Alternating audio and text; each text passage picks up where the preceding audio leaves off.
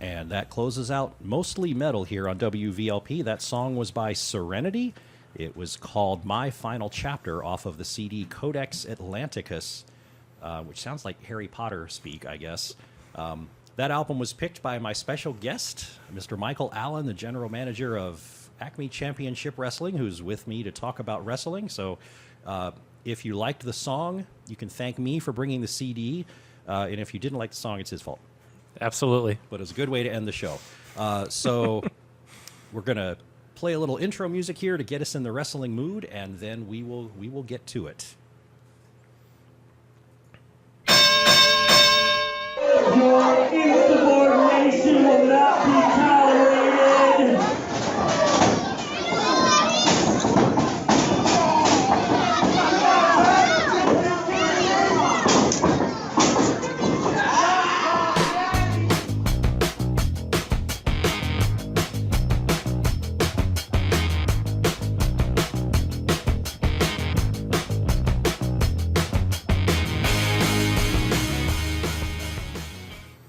All right, it's 9:30, and it's now time for the Northwest Indiana Wrestling Action Program. I'm Ken the Metal Professor, and sitting across from me is General Manager Michael Allen from Acme Championship Wrestling. And thank you very much for coming out tonight. Thank you very much for having me. Greatly appreciate all you do to support local wrestling. I know I probably speak for the majority of feds around the area that it's a great thing to have someone who puts the time and effort into getting our results out there and promoting our shows. So. Well, thanks. I have a lot of fun doing it. And it contributes to my collection of conversation stoppers that I joke about all the time. Like, what do you like to watch? Professional wrestling, conversation stops. What music do you play? Heavy metal, conversation stops. Absolutely. So it's all part of the same package. Sometimes I've thanked people for coming out under different circumstances, like a long drive or work circumstances or something. And I want to thank you for coming out particularly because at home you have a newborn baby. I do. You mentioned that. We were talking offline a little bit about that, but 7 weeks old. 7 weeks. Yes. Little Maddox Maury is his name. Maddox Maury. Uh-huh. Yes. And it sounds like he's sleeping all right. He's sleeping okay. He's doing the night thing at least. Last couple of days during the day, he's been a little bit of a fighting the sleep battle. It's almost like wrestling to me. He's about to get choked out, and then he reaches his hand up and he pulls himself out of that sleep. So it's pretty entertaining to watch. You look like you're doing pretty well with it, so that's good to see. If he is like my kids were, the next trick will be when you go on car rides, he will learn to fall asleep as soon as you get in the car, and then wake up 5 minutes before you get home, wide awake and not willing to go back to sleep again once you get in the house. There you go. It sounds about right. I've heard that as well. Yeah, it's the stuff you get to look forward to. Okay. What I'd like to do here is beg your indulgence for a second to run down the FirePro show that happened in Merrillville last night at Impact Christian Church. Although some of the folks on that card you're very familiar with because they also work in ACW. And then we'll talk about the ACW show from Friday night and all the stuff going on there, and then what's coming up. It's 2 weekends now, right? Sounds like a great plan. 5th. Yes, May 5th. Absolutely. All right. So we'll make sure that everybody knows what's been going on and what will be going on by the time we're done. Sounds great. All right, so last night at Impact Christian Church in Merrillville, it was FirePro 133, and I had Dave Allen in here a few weeks ago, and I said, have they really done 132 shows up to that point? And he said they've actually done more. They just started counting at some point, which is pretty impressive. But Dave Allen opened the show, and he won Scotty Young with a little cheating, a little pull of the tights, and the newly christened CK1 was at ringside with him, causing distractions, as you can imagine. I've heard that. Yeah.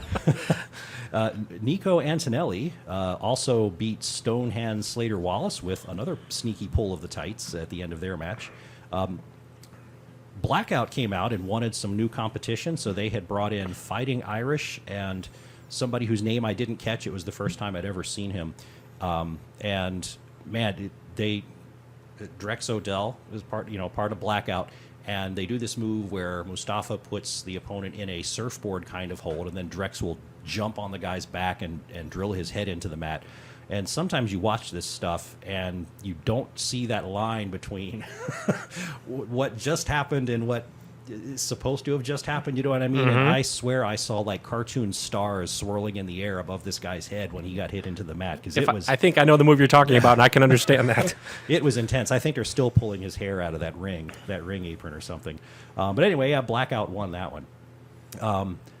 Adam Bueller came out and took on Austin Fury. Austin Fury is one of your favorites. Yes, he's our heavyweight champion. Absolutely. This was an absolutely terrific match. I mean, Austin Fury can go. I've really come to appreciate his work. This is one of those matches like when you're watching a good television show and the room disappears and it's just the screen like comes up and fills your entire vision. To me, this match was like that.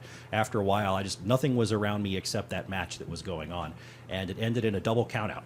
Wow. When Okay. they both came out of the ring. And Adam Bueller got carried out of ringside with an apparently injured knee. Okay. So we'll see what's happening there. Richie Rothschild beat Kevin Graves. Johnny Motley beat Kenny Cage, I guess he was gone from FirePro for a while, but he came back. And then Jeremy Hadley won by DQ over CK1 after Dave Allen interfered but got caught. Oh, Mr. Dave Allen. Yeah, and the next FirePro show is on May 20th, and I want to give a special endurance award to their referee because he worked every single match. Really? I think his name is Jeremy, and yeah, he was in there the whole time. Oh, wow. Great. That was Yeah, impressive. I mean, people don't understand the significance of what a referee does throughout the night and how important they are to a match and important they are to a night to make sure the night goes smoothly and gets through the card. Yes, it's so I can imagine working a whole night by yourself. It can get tiring. And he's a good ref. He's in there. He's very direct when he's telling the wrestlers to do this or that. His counts are very loud and audible, and I really like watching him do his work as a ref. So that's FirePro. The night before FirePro was the Acme Championship Wrestling show, and we both have rundowns, but I'll let you take it because you may know better than me what to emphasize. So Sure, absolutely. tell everybody what happened, and we'll emphasize the people who did double duty this weekend, working at both at ACW and at FirePro. Sounds like a plan. Yeah, we had our Franklin Elementary School had called us after they saw our Hebron Havoc show, and said they wanted to do a school fundraiser. So this was actually for the Franklin Elementary School out of Hammond. We had the show. We hosted it at Hammond Clark, Whiting, or I guess it's Hammond Whiting border. Yeah, we started the night out with Drex Odell versus one of our actually a newcomer. Brought him in from a fed called NXW out of Illinois. Okay. His name's Excalibur, and I was really looking forward to seeing his work. So it was a great match. Obviously me and Drex have something going on right now where he wants a heavyweight championship match, and I'm telling him, listen, I don't just hand those out. You need to work for it. So I've been putting him through different matches to see if he's credible enough to get through this and get the World Heavyweight Championship match. So obviously he's not happy about, as he calls them, hoops he's jumping through.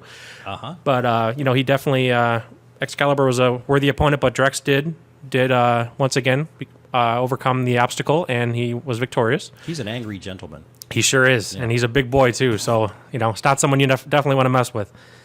The next match was we had a Mountain Man return after a long period of time. He's definitely quite the character. He comes out to mountain music, and he comes out dressing like pretty much like a hillbilly with a trash can, and he came back and he wrestled a guy named Executioner. So that was a good homecoming for him because he's actually from that area. So it was good to see him come back. If I can say, one of my fun things about that match was some things got involved, like a chair. Absolutely, right? it was a hardcore match. Absolutely, and the Executioner was, I don't know if Mountain Man was, if he was worried that Mountain Man was older and maybe he didn't want to damage him too much. So it looked like he was being a little bit gentle with some of those chair shots. Whereas Mountain Man picked up that chair and he said, "No, let me show you how it's done." And the sound that those chair shots made were echoed off the walls of that gym for seconds. You're absolutely right. I was sitting ringside on that one, and I remember I saw the Executioner threw a chair shot, and then chair got knocked out of his hands, and Mountain Man picked that thing up and hit him so hard. I didn't think he was going to move after that, but those guys beat each other pretty good for about 5-6 minutes, and then Mountain Man obviously came out on top with a choke slam. So that was a fun, entertaining match to get the crowd hyped with some weapons. The next match was actually a match, we haven't had one of these in a while. We had a 6-man tag. We had Cliff Caviar, TK0, and CK1. CK1 you mentioned from the FirePro show. Against Kyle Kaler, Jared Kripke, and Crimson Dynamo. Crimson Dynamo is our Tough Man champion. And that match, I enjoyed that match. I thought it was a lot of back and forth, a and it ended with a triple finisher, where all three guys hit a finishing move on Cliff Caviar and got the pin. So I thought that was a fun finish and a fun match. A lot of high flying, a lot of back and forth. So that was match number 3. How long has Kyle been working for you guys? Kyle I think that was Kyle's 4th show with us. Okay. I believe he graduated from the School of Rock down in I believe Lafayette area. Lafayette? Yeah. So he came out of there, and I had seen him work, and I said, hey, you know what? I'm gonna give this kid a chance. So he had given me a call and said, hey, do you mind if I come do a tryout match? And I gave him a match over at our club, one of our shows, and it's just he's one of those kids that you just kind of like to see him work because he's not a real big guy, he's not real intimidating or anything, but that kid puts his heart and soul in every match, so it's kind of fun to watch him. And he's very resilient. Absolutely. I mean, I've seen things happen to him that no person should be able to walk after. Exactly. And he just gets right up again. Exactly. Him and Jared Kripke as well. He's another fun one to watch, and he was in that match.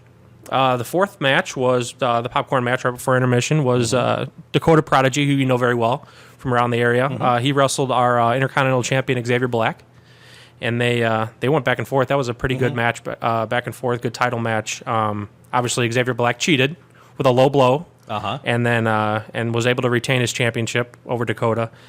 But like I said, Dakota's a great worker. We love to have him. Yeah, he's fun to bring in. So whenever where we get a chance, we bring him in for different kind of matches. And he's wrestled Rockstar a few times. He's wrestled. Who else have we had him wrestle? He's worked many different. I think about 4 or 5 times with us already. So then we've had this ongoing feud with Dave Allen and Rockstar. That's been going on a couple of shows now, where Dave Allen's been using a guitar. I don't know if you remember at our last show when he came out in full mullet and with the bass guitar, acting like he was playing electric guitar with the bass. Yeah, I was disappointed that we were actually robbed of another opus from him this time. Yeah, absolutely. I enjoyed the last one. I called him Freebird Dave Allen instead of Flawless Dave Allen last time. That was he even sang "Hero" to an old woman in the front row, so that was pretty entertaining. But this match started out with Rockstar about to rebuttal his song from last show and sing him a song as well, and he obviously got jumped. And great back and forth match, and ended with I don't know if you remember old school Eddie Guerrero finish where Dave Allen threw the guitar to Rockstar, and then he took a bump acting like he got hit. Yeah, that was fun. And so at that point, the ref woke up and saw that Rockstar was holding guitar and Dave Allen was on the ground. So obviously he disqualified Rockstar, but as you saw after that match, we had Rockstar got on the mic, challenged him to we're calling it there's a couple different names for it. On the poster it says Musical Mayhem. Rockstar wants to call it a Rockstar Rumble. So, but it is an anything goes match, and I believe they're going to use musical weapons and many different things in it. So this should be a very entertaining one on May 5th. The next match was then the Teacher Battle Royal, and it looks like I thought that was a lot of fun. I don't know about you, but I didn't know what to expect, because the Hebron guys are more, when we go to their shows, it's more of there's a lot of wrestling people there that know, and they actually go and they do a bunch of training beforehand to get. And these guys only did a little bit of training right before the show to learn a few things just to be able to get through that match. And I thought they did pretty good at the end there. They did, especially when it was down to the last few people. That was a lot better than it had any right to be. Absolutely, I mean, absolutely. That was my question. I wonder, I started thinking these guys actually looked pretty decent for what they were doing, and how much time did they put into planning ahead and learning and training a little bit. Obviously, obviously wrestling's not easy to do, and it takes months of training to even get to the point where you can even do a match. Yeah, but before the match, they got, I don't know, a couple hours beforehand, they had gotten in the ring with a couple of our guys and just learned how to at least run the ropes and do a few basic, simple things so they could actually look like they a little bit had an idea what they were doing in there. How many waivers do people have to sign to participate in something like that? Well, we all had to sign waivers to go there. Yeah. We had to do all background checks and all that to make sure we were all on the clear, on the clean. We didn't want any criminals walking into a school and doing anything. So, we just have one. We just have one main waiver we do for our company that says, "Hey, please don't sue the company and take all our money and stuff. If, you're doing this at your own risk. Yeah. Please don't take Jimmy Holmes for all he's worth, please, for wrestling." So, but no, yeah, and as that's pretty much how it works in most federations. Sign the waiver. Hey, listen, you're working the show on your own account. You're liable, which I think is fair. I mean, it's sure. a teacher named Mr. Scolari, I believe, is the one who won. Yes. Yeah, he came out on top. And then afterwards, one of the other teachers got back in the ring with a chair and beat him a few times, and that was pretty fun to watch. Gave him a Stone Cold Stunner, from what I remember. that. Yeah, that was pretty entertaining. So I will tell you, after the show, those two came up to me and they were so excited about how everything went. So it was a lot of fun to see lifelong wrestling fans like them to be able to do what they wanted to do like that. So One thing I didn't have time to do because of my crazy weekend was I had brought a little recorder and I recorded some sounds from the crowd, and so I wanted to be able to play. This is the sound of a screaming elementary school gym full of children when their teachers are all beating each other up in the ring. Yeah. But I haven't been able to dig that out yet, so I have it, and maybe if it sounds good, I'll bring it in some other week. But absolutely, yeah. I mean, I know that. When you go to an elementary school and you do the shows there, when those kids get together and they start screaming, I know have you been to our Lincoln shows when Jimmy comes out? I was there once. Yeah, and I mean it's like their father's coming out to wrestle. Like yeah. they're so into it and they're so excited. So that's why we enjoy the elementary school ones, because of the fact that the reaction you get from those kids and how much they really get into it. Yeah, you're right. Like you said, some places you go, you got a bunch of 45-year-old guys sitting there. The reaction from those guys, you might see a few big cheers here and there when a big move hits or something, but nothing like those kids that are invested in those people, which is fun. That's what it's all about. The next match was then Officer Rod Street, one of my favorites. I enjoy watching him. Him with Deputy Dave and Ava. They came out and wrestled the Maltese Tiger, who's he's like a luchador masked wrestler. Seems to be a favorite with the kids too. Yeah, he's a lot of fun. He's got a cool entrance. He comes out crawling to the ring. He's got that tiger entrance and he just, the stuff he can do, the flips and the way he can and maneuver his body when he does top rope moves and things is pretty impressive. And Rod actually went over in that match. He cheated as well. He used the pepper spray into a Death Valley driver. So that was the finish in that one. And then our main event, a match I had been looking forward to for a long time, which was funny. Jeremy Hadley, a long time ago on Facebook, had said, I want Austin Fury in a match. I want Austin Fury. And he said, who's going to book this match? So I immediately called him and said, you got it. And you're going to do it at a school because that's where I want this. I want to see this match. So I told him, April, we're having the school show. I want this match to happen. So we got to see finally for the first time ever Jeremy Hadley versus Austin Fury, which I thought was a great back and forth match. Hadley worked the leg most of the show. Yep. It was pretty old school the way he was doing that the whole time. And Austin's knee's been bad. He had hurt his knee a couple different times, so it was Hadley went after the injured part of the body, and it was definitely like 80s old school wrestling where you work a body part. And Fury did end up after the resilience of Austin Fury, our heavyweight champion. He came out on top at the end. So, but then. After he won and he was celebrating, a very angry person who I've been dealing with for quite a while, Drex Odell, came out and attacked him after the match. Had them put him up on his shoulders and demanded a title match from me, which me being having to do the right thing for the safety of my wrestlers, I had to at that point give him the match he wanted so that he didn't severely injure our heavyweight champion any more than he already was. So. Not that I really wanted to do that, but I really had no choice. So I believe your quote was, "Put the champ down." Yes, that's a big boy to be throwing around our heavyweight champion. So I did not want any more injury done to him than already his leg been worked over for the past 20 minutes. Yeah, so and he was showing the effects of that the next night at FirePro too. He was limping from almost the start of the match. Yeah. There. So yeah, that was our card. That was our show Friday night. It was a fun one. It was an entertaining one. So, So what is your job when you are at ringside? So there's a table there, and you sit with the ring announcer, which I think that's a good look. I think that's a good look to have, one of the authority figures, lowercase authority, not capital A authority like Triple H. Absolutely.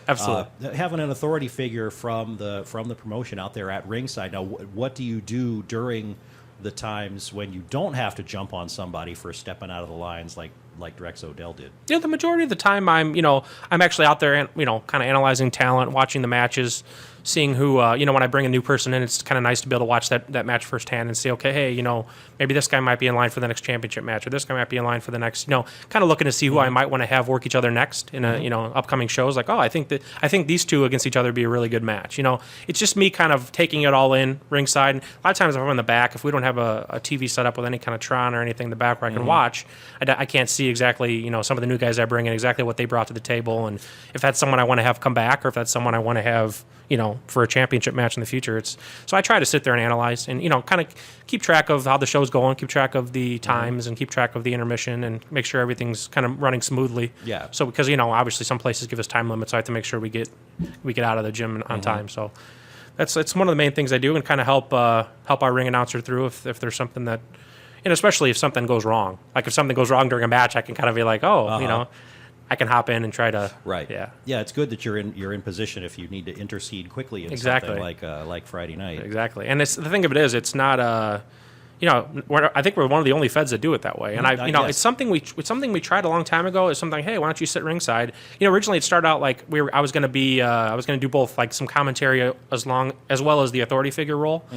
And we kind of put the commentary to the side and said, you know what, we really need to have someone more involved in the show, and that's kind of how it stood. We've still talked about doing. We have a couple of guys who have volunteered to do some commentary work on some of our DVDs moving forward. So I'm hoping that down the road we can get, when we release some DVDs, we can sell at shows from previous shows. We can do some ring announce work. That'd be kind of nice, I think, to see that, because not a lot of people do that either. So I think Crash Test might do a little ring announcing. But a lot of other feds don't really. I've seen some at some special events, but not as a kind of a regular feature. Exactly. Yeah. The ringside announce table with the actual commentators. Yeah. So some of the folks that were on your card also, were on the card the next night, so they pulled double duty. We had Austin Fury in both places, and Drex Odell. He's just as mean in FirePro as he is at ACW. But who are a lot of these guys are a lot of your regulars too. So Austin Fury and Xavier Black and Drex and Rockstar Johnny Nye. Were there any of the regulars that weren't able to be on the show that people can look forward to seeing at different ones? We do have a gentleman by the name of Rick Raid. He's I'm sure you've seen him before. Yes. He's one of our normal guys. He was not able to make this show. He was actually had a work obligation, so he wasn't able to work this show. But he will be he'll be coming up on a couple of the other shows. If you've seen, he's got a good look. He's got he's a fun guy to watch. He gets crazy. He doesn't mind jumping off the top rope, going through tables. He's one of those guys that. So he's always fun to watch. Let's see. We do have Billy the Kid. Billy the Kid came back in, when was that? I think I saw him at the last Yeah, show. he came back in the March show. So he's one of our guys. I mean, he wasn't at this show, but he's one of our guys. And you saw Cliff Caviar. He's Yes. Yeah, he was at our show. TK0, those two have been together for a little while now, doing the whole money gimmick, which is kind of fun. I've enjoyed that gimmick since that one came around. Right. I didn't point out when you were talking about the matches in that 6-man tag team, there was a missed opportunity in terms of naming, because you had a team that was TK0, CK1. That's true. And Cliff Caviar has 2 C's in it. So they could be TK0, CK1, and like CC2 or something. I like it. I'm digging it. You got them all numbered. Look at you. I'm bring you in as like an assistant general manager. I think I'm liking this. I think you got it down. But yeah, that's that's kind of our normal guys. We have Crimson Dynamo. You saw him. Yes. He's one of our normal guys. Rockstar Fury, all those guys, and and of course our owner Jimmy Holmes. He will wrestle at the school shows. But he does get in the ring, and he likes to wrestle in the hardcore matches. That's his. He enjoys those. Especially he gets the kids all riled up, and he's using school gym equipment. I'll never forget the first time I ever saw him wrestle at a show, and he pulled out one of those plastic school hockey sticks and a cone, and he rolled out a whole thing of like stuff you'd use in gym class, and it was and he's sitting here beating up Maverick Cage. I don't remember him from back years ago, but and I was sitting there like, this is crazy. Like I was still a fan at that time before he had asked me to come in and be part of the show. So I was like, these guys are crazy, but it was a lot of fun, and just to be like I said, when it says something when the owner's willing to get in the ring and put himself and beat himself up for the fans and for the entertainment of the audience. You can't go wrong with that. I mean, the owner could easily sit there and say, I'm going to sit there with my suit and tie on and not do anything, but you got to give him credit. That's neat. Now, one of the things I've been going to shows for the last couple of years in this area, spending way too much time and money doing so. Well, we appreciate it. The locks have not been changed on my front door when I get home yet. But I've noticed there's a lot of crossover in terms of talent, and people will perform for different promotions, like Rod Street. He's Absolutely. everywhere. Is there somebody out there that's kind of in this region that hasn't been at ACW yet, but you know of because they work, and maybe you'd like to see them? One person I really want to bring in who I've been wanting to do it for a while is Nick Cutler. I've been wanting to bring him in for a while. He's I was also a big fan of Greg Glover before he moved to Indianapolis. Greg used to work with us a lot, and He was here last week. yeah, he told me he was coming on your show. Greg's great talent. I still wish he could work with us. He's one of those guys I just really enjoy watching, and Nick Cutler's been a guy who I'm like, you know what? He's been working all over the place. He even had a match in a WWE ring. I mean, he wrestled Sheamus and Cesaro on a Raw one time, and a guy like him, if you watch him on Facebook or you watch him on Twitter, he's got the social media. He's got it down. And I've heard he's great either way. He's great as a bad guy, a good guy. Like he can work both sides of the coin. And I just want a guy I want to bring in. I want to have him. I want to see him wrestle in front of our fans and see how that goes. That's one of the ones I definitely want to do. And Mr. 3%, John Hudson, for sure. I've been waiting for that moment. So I'm hoping both those guys will be coming in pretty soon. That'd be great. We had Dazzling Donnie a couple months ago with his confetti. Yes, absolutely. That got the crowd wild. I can tell you that much. I didn't know what to expect down in DeMont bringing him in, but man, that place they laughed the entire match, and it was against Chris Kent too, CK1. So that match was. If you get a chance, go on YouTube and watch that match. I will try to do that. It was pretty entertaining. So. Just as a quick plug, in terms of social media, you mentioned going on YouTube. Is there a YouTube channel? If you type in Acme Championship Wrestling on YouTube, it'll pull up a channel. You'll see if there's a channel, and it's got most of our stuff from at least last summer loaded. From there's actually, I think there's a link there to the FirePro and the NGW as well. Okay. So if you're looking, you can kind of get all in one. But I know that if you type in Acme Championship, there's definitely a lot of our videos up there, especially for the majority of our recent shows. Great. So. May 5th coming up at Lake Village Elementary School. Do you? So you were mentioning some matches on that card are kind of springing out of what just happened this past weekend. Absolutely. How much of the card is settled, and can you talk about what's going to come up? I sure can. We only have really 4 matches so far that are actually set in stone.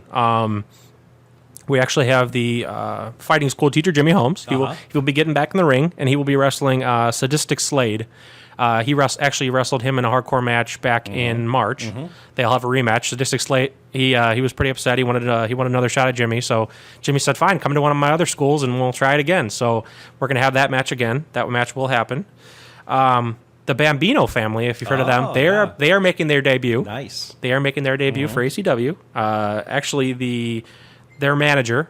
Rick, he is actually from Lake Village, so this will be a fun show for a lot of his family and friends to be able to come out and watch. So I'm looking forward to watch the Bambinos in action. This will be a test of the ACW crowd to see how long it takes for a chant of "Make my pizza" to start. Yeah, absolutely.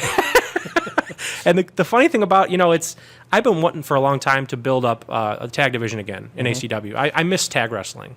We haven't had for a while. We were kind of short on talent. We were trying to run shows, at our club and trying to just use the guys we had. And I'm like, you know what? It's time that we start branching back out and getting that tag division together again. So I'm hoping I can use the Bambinos. I'm hoping that the police department will be a fixture with us, and we can start really building that tag division up again. Along with I'm kind of, if you noticed, I've kind of used the Intercontinental Championship more like a cruiserweight title. So I've been trying to get more and more of the high flying type matches, almost like the X division in TNA or the cruiserweight division in WWE. I've been trying to use that division for a little more of a high flying type, fast paced matches, which I enjoy too. So, the other matches, Rockstar Johnny, like I said, Rockstar Johnny and Dave Allen will be going at it, and that will be the like I said, whatever you want to call it, Rockstar Rumble, Musical Mayhem, however you want to terminology that match, but it's an anything goes match basically. You can use I think there's going to be some musical weapons. The bass guitar will be hung somewhere, and there'll be all kinds of weapons to be used. We also have and then the main event will be as you saw at the end of the show, Drex Odell forced my hand to give him a shot at Austin Fury for the championship. So he will finally get his shot at Austin. He will finally get his chance to be our heavyweight champion. So we'll see how that goes. So what happens if he actually wins? If he wins, I'm going to have quite the problem on my hands. I have a feeling I'll have to deal with when you're the champ. A lot of times you get what you want, so that'll be interesting having to see what hoops I have to jump through at that point. Right. When I've definitely put him through the ringer because of the stuff he's done to me to get that title shot, and now I'm going to have to see, what he's going to put me through as he's holding our championship. So, Well, it's also a matter of be careful what you wish for, because if that happens, then he will be the one with the target, and it'll be interesting to see who else might step up to come at him. we've got a lot of guys in the roster who have been wanting that title for a long time. So, I can only imagine the different guys that might come after him: the Rick Raids, or the Rockstar Johnnies, the Xavier Blacks. I mean, there's a lot of guys who will be coming at him. I can guarantee you that. Yeah.